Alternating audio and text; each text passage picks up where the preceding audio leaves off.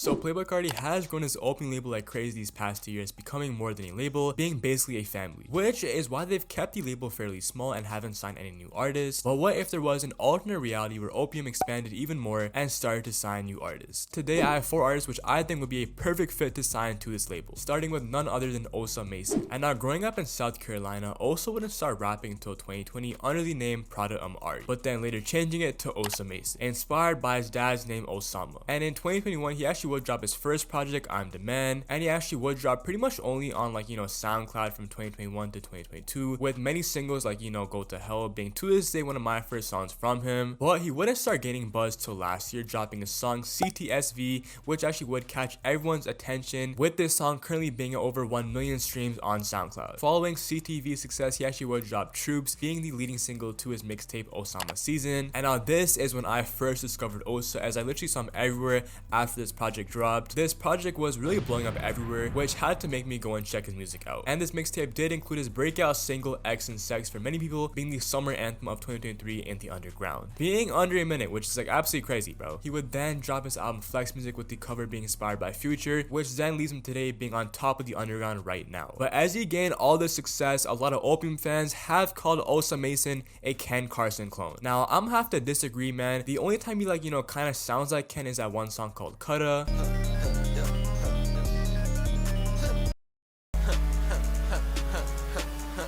Which, I won't lie, he probably has taken inspiration from Ken, but I don't think there's anything wrong with that, bro. He isn't blatantly copying Ken, he definitely has his own sound, and he's pretty new to the rap game. A lot of the time when rappers are up and coming, it takes time for them to find their own sound, which I think Osa Mason has already done a pretty good job with doing. Also, motherfuckers are also saying that Osa Mason is copying Ken's aesthetic, which shout out to my guy Bryce Fitz, who actually was saying, man, he's doing things like having the vampire fang grills, the Rick Owens mask, his rollout for Flex Music is kind of similar to the A Great Chaos rollout. The reason why he's doing all these things similar to Ken is just to troll and bring more attention to his name, because we know how much of a crazy fan base or just hype in general Opium has, and so this would automatically bring attention to Osa Mason's name, and it definitely has worked, bro, for sure. But looking at the relationship between Osa Mason and Opium Man, apparently late last year Ken tried to blackball him by telling producers not to send him beats, which he then did deny. Osa would honestly be a pretty good fit. He already kind of fits that aesthetic, and it'll also be a breath of fresh air, as he does bring a new sound, which many people may not agree with. Personally, besides that one song Osa had, he really has his own original sound, and it seems like Carti really messes with Osa Mason after his verse on the song Ketamine.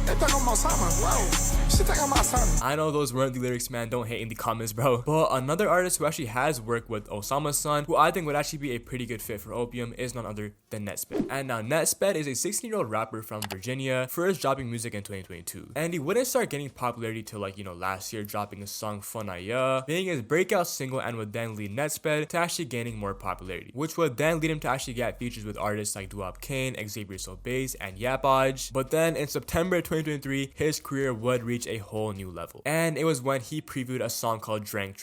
And now this song itself wasn't the reason that made him blow up, it was the iconic video he actually did post of the song snippet. And now this got a mix of both hate and positive reactions from the underground. But regardless, after this video blew up, man, Netspend dropped a countless amount of EPs and singles, capitalizing on the hype, even dropping a song with Osa Mason, that being Wake Up, which is personally one of my favorites from Netspend. And from then, Netspend is always seen on every underground page, and why I think he actually does have a good chance of being signed to Opium is because, first of all, man, he already built connections with Opium affiliates. First of all, Netspend was actually co-signed by Opium Baby, the A&R of the label, and so he definitely already has these connections. Also, it will be kind of interesting to hear how a Netspend and Ken Carson song would actually sound, or even how a Netspend and Destroy Lonely song would sound. But if I really had to dig deep and think who would be the most likeliest artist to actually sign to Opium, it would probably be Netspend. I'm not gonna lie, bro. And now this next artist may actually surprise y'all, bro. Huge shout out to my guy Slash4L for actually hopping on this video. What's good, y'all? Amchan pretty much wanted me to hop on this video and talk about a rapper who I think could have been good on Opium, or would have fit the aesthetic, or was almost Opium, and I'm gonna be talking about Fago. All right, now if you know Fago, you know know that this guy's career has been interesting, all right? This nigga has had all types of things go down with his career that have been nonetheless confusing. He's not capitalized on his hype fully, and he's had all types of road bumps, right? Now, I say that to say this: would things be different if he would have signed to Opium? Now, there was a lot of talks about Fago eventually signing to Opium when he was first starting to buzz because he fits the aesthetic. I don't care what you say, I don't see why he signed to Cactus Jack. Now, I get Travis Scott's arguably one of the most mainstream rappers, if not the biggest mainstream rapper when it comes to commercial success and promos and deals, but it would have made 10 times more sense if he would have signed to Opium, and let me explain why. Now, listen, his aesthetic fits Opium so perfectly to the point where it hurts. Like, this nigga Fago, if Opium was described by a person, it could have been Fago, because his whole dip off social media, not talk too much, work on music would have worked perfectly with Opium. Not to mention the fact that his aesthetic fits Opium anyway. He doesn't wear all colorful clothes. Yeah, he has this pink hair, but he wore mostly black, darker clothes, more dark colors, and he said that black was even his favorite color to begin with, so it just would have been overall perfect. His aesthetic just fits, and not to mention, if he would have signed to Opium, the hype he would have had for signing to Opium would have carried him over until he would have dropped Pink Hearts. It would have been perfect, because when you're signed to Cactus Jack, which is a label who's known for just commercial success, promo, all things like that, it doesn't make sense for you to be silent. It makes sense for you to say something and announce what you're doing and be out there in front of people's face. But when you're signed to Opium, when you're signed to Carti, it makes sense for you to be silent, not say anything for months. Be a ghost who just doesn't pop up until they drop music or want to drop some. And I guarantee you Fago's career would have been 10 times crazier right now if he would have signed to Opium, and it would have been completely different, man. I honestly think Fago would have probably been one of the most hot rappers right now, coming up with Ken Carson. Probably would have had 6 mil plus monthly listeners, just realistically, just being real. And I feel like Fago would have meshed very good with the Opium sound. Like, Cactus Jack doesn't really have a sound. Yeah, I mean, you could say Travis Scott and Don Toliver, but that's not really a specific sound. Those two still have their own thing. So overall, man, Fago's life would have been different. Nigga would have been bullying, man. He would have been chilling, but he sold the bag. That's all I could really say. But I do think Fago has a chance of coming back. It's not over whatsoever. He's had a lot of his music leaked, and those songs have sounded fucking incredible. So yeah, thank you for having me on, Amp Chan. Appreciate y'all, man. And now this next artist, y'all, was actually rumored to actually sign to Opium for like a while. Definitely has to be one of like my favorite underground artists. And hey, man, shout out to my guy Money May for actually covering this artist, man. What's good, everybody? It's your boy Money May. Shout out my boy Amp Chan for having me on. In today's video, I'm gonna be giving my pick on who I think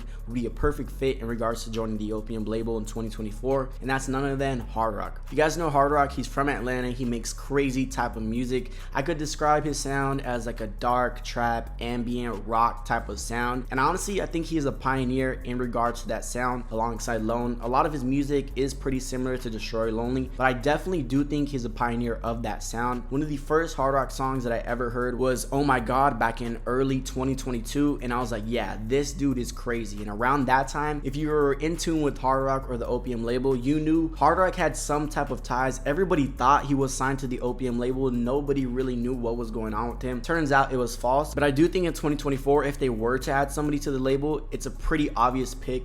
And the only answer, in my opinion, the only person who I think would mesh well, would coexist pretty well in the Opium universe is Hardrock. No doubt about it. His swag, his aura, he makes crazy type of music. He's from Atlanta. He's a pioneer of his sound. He's dope. He's moving mountains. And I definitely think he would be the best pick in regards to joining the Opium label in 2024. Besides that, I appreciate you guys making it to the end of the video. If you guys enjoyed, make sure to like this guy for more Opium content. Hey, man, it's been a real and I'm out. Peace. Yeah, he will not win.